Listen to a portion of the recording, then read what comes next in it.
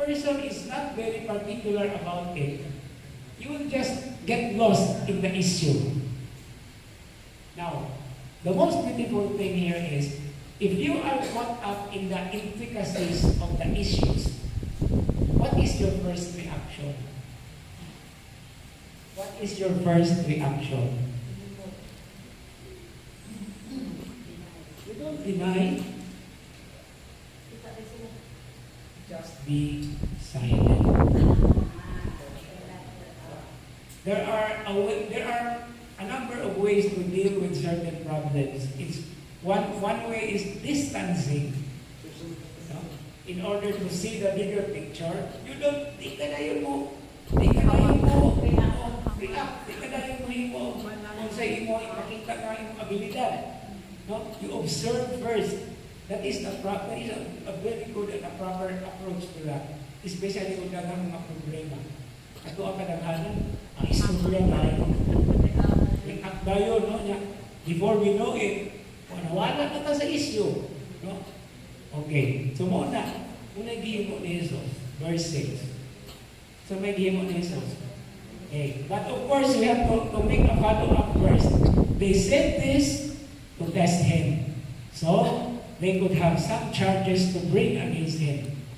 Then Jesus bent down and began to write on the ground with his finger. Okay? So, tanawa ninyo ang bubag ni Jesus. Wala siya. So, kung sa'yo tawagan na, Digma. Something like that.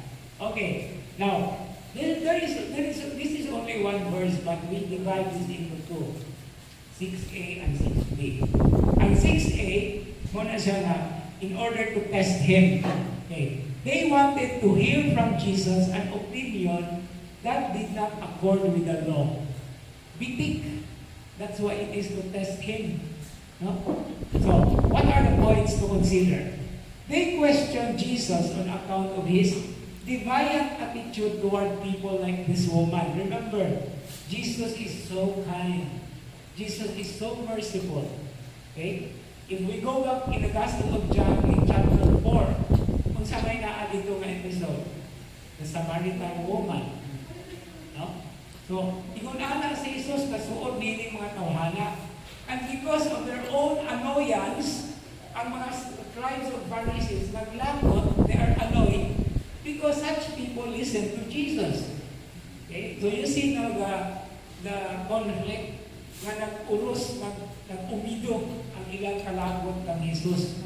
Una nga, gigamit sa dila ang mga tao nga suot na dali na tayo makasuot sa Jesus. So muna ilang tuyo. Sunod, if Jesus would take a stand for the woman, to defend the woman, in their opinion, he would thus be in open conflict with Moses. Ano is Moses? The authority. Okay? Kumani usa sa ilang mga paningkamutan na ma-establish. And then there is a third point. The question addressed to Jesus could be intended to embarrass him. No? Because embarrass him if he should express himself as being in favor of the death penalty for a woman. Because in that case, he would be turning against the Roman law. But this is not a clear point. Pero, tataw kaayo, it's not a clear point, but it is also as clear as the noonday sun nga gibutang sa alang-alang si Jesus sa mga scribes o Pharisees. Kung alam yan na kung sulayon ka, mabutang ka sa alang-alang, hindi alang-alang magdaw yan. Magtimbang-timbang ka. But how did Jesus react to such? A very unusual reaction. Ano man? He just was silent, bent down, and wrote on the ground with his finger. The question is, what did Jesus write? What did Jesus write?